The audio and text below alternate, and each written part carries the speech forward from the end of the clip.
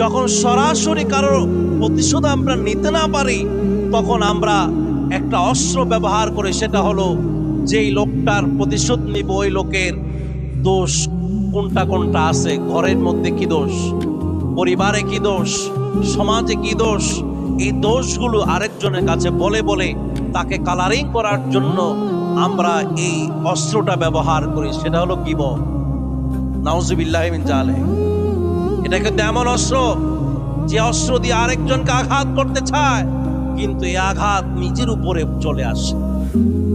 আপনি মনে করেন না যে আপনার কাছে আরেক ব্যক্তির গীবত যে গাইলো, আপনি এটা খুব মজা করে শুনলেন, কিন্তু আপনি জানেন না যে আপনারও যে লোকটা গীবত গাইছে ওই লোকটা আপনার দোষ আরেকজনের কাছে গিয়ে বলবে।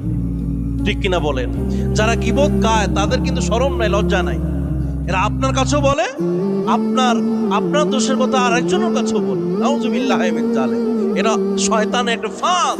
শয়তান মানুষকে ঈমান ধ্বংস করবার জন্য এই গীবত নামক অস্ত্রকে ব্যবহার করে।